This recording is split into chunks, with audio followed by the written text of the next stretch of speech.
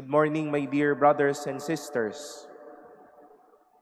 Listening to the last lines of today's first reading will readily remind us of one familiar song a certain Jesuit composed, "Hindi kita malilimutan."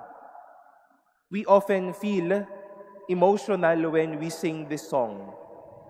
Others would use it for funerals, others for meditation and prayer, and some would use it to at least deepen and console, to at least to help them deepen and console their day. But my dear brothers and sisters, more than the sentimentality and the emotions that could be present with those words of the Lord to Zion, it reminds us also of one thing: God's operative, active, and lively work in our lives. We heard the Lord answering the Jews, "My Father is at work until now, so I am also at work." It was no past tense or things that had happened way back then. But the Word reminds us, God is at work now. I am at work now.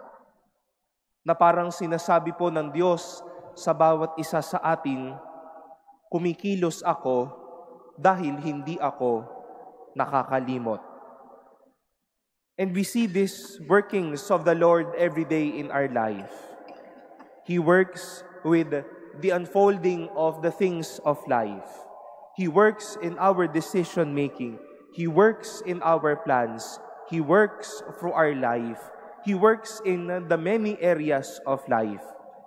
He works not only because He has the power to do it, but He works because He would not forget. Gagalaw ang Diyos. Kikilos ang Diyos sa buhay natin. Aaksyon ang Diyos dahil hindi siya nakakalimot. We try to see our lives now. We are blessed now. We are alive now. We have something to work. We have something to eat. We have something to be happy about.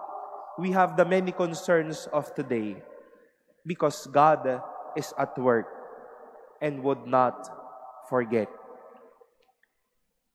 When there will be a time once more when we will be hearing the same words of the Lord, that He won't forget us, may we not only feel emotional but also experience how God is active.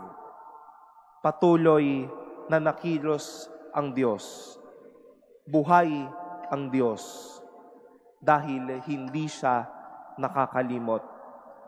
He does things, He works, He loves because He won't forget.